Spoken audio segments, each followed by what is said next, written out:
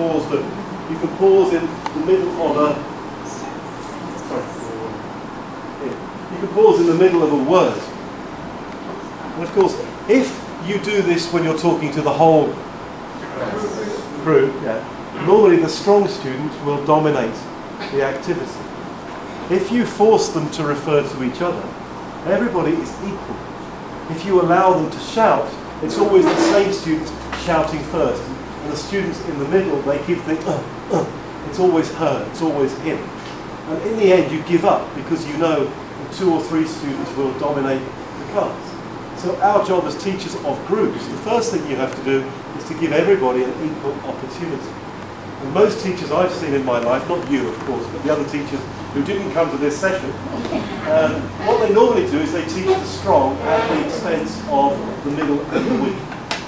And I think your job as a teacher with a group, you have to level the playing field. So everybody, the shy, the quiet, the slow process. Sorry? Level ground. Level ground, yeah. Level ground. I don't think it's leveling down, I think it's leveling across. If you level down, you're making it dumb. I'm not making it dumb, I'm making it inclusive. And what I am doing is I'm excluding the students who come for a private class.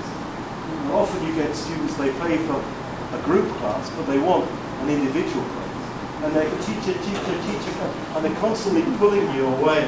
They want this sort of nursing and love from you individually, but they're only paying for a group class. And a lot of students are not very good at taking their turn. Some students automatically shout out the answers, they can't control themselves. Some students never speak in front of the group. So I think if you want students to do their best, you need to give them the maximum opportunity to participate. And that means referring to each other, not to you. Do you agree with that or do you disagree? Just tell your partner, what do you think?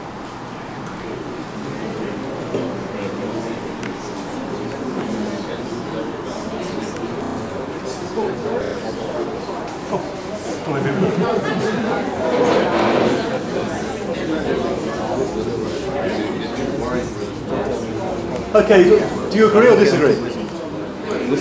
Okay, again, the strong students shout, we agree. The reluctant say, okay. Yeah. So again, my first point is that your first point of reference should be your neighbour, rather than the teacher. Because if you keep referring to the teacher, you want the private class. You're not thinking about the group, you're thinking about yourself. If you really want to become a good group teacher, you need to train the students to refer to each other as much as to you. If you don't do this, you will spend your life running around like a crazy hostess, giving 20 private classes instead of one good group class. Okay? Now this applies to listening too. Again, I've just finished running a CELTA here. And one of the things that the candidates struggled with, because everybody struggles with this, is listening. The standard procedure with the listening is to play it once for the general idea. But most students give up the minute it's too difficult. And so you're wasting time for 2 minutes pretending to listen to the general idea when half the students give up once 1 or 2 or 3 words are too difficult for them. So it's a cosmetic waste of time. The best way to use a listening is like a DJ. Exactly the same as I just did to you. Play a little bit. So I like to go into the middle of the tape. Listen to the middle. What do you think came before? What do you think came after? Listen to 10 seconds. Pause. Tell your partner what you understood. And if they go, then you know they're not understanding. Is it better if the students cannot tell you what you are going to say next, or what they're going to hear next on the audio? Is it better to go on? Is it better to go back? Or is it better to go home? I'm serious. If the students can't tell you where you are going, what is the point of going there? Because half of them are lost on the way. So the secret of teaching a group is to pause a lot. Don't do anything for more than a minute. Because if you do it for more than a minute, half the students will not be with you. They will look there with a plastic smile, being very, yes teacher, I don't know what you're talking about. Yes teacher, yes teacher. They'll be with you in courtesy because it's too difficult to say, teacher, I'm lost. So they'll wait till the end of the exercise and then maybe get a translation from their friend if they're lucky, or very soon give up because they can't find their individual place in your group. What's your reaction to that? Does that make sense? Or do you think this is just a load of rubbish? Just compare with your beautiful friend. If you think it's rubbish, whisper.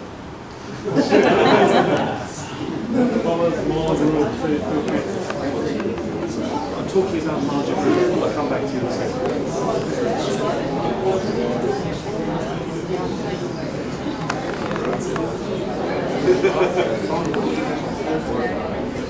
Okay. Thanks. So, for me, let's continue. The most important button on a cassette recorder is the pause. Because if you keep going, the higher we go, most listenings are too long to be appropriate for a classroom. They're good for testing, but they're not good for teaching. The only way you can change audio material of 3 minutes, 4 minutes, 5 minutes to something useful in the classroom is play 10 seconds, pause, react.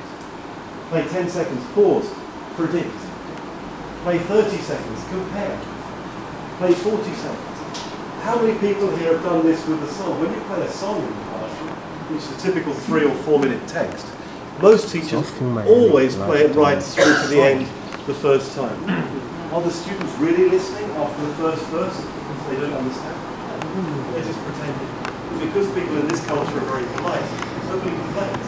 But they don't come back next lesson because they were bored. So if we do things for too long in the classroom, think small. And you'll get much more reaction from the students. Okay? So that's just the first act. I'll come back to that in a bit.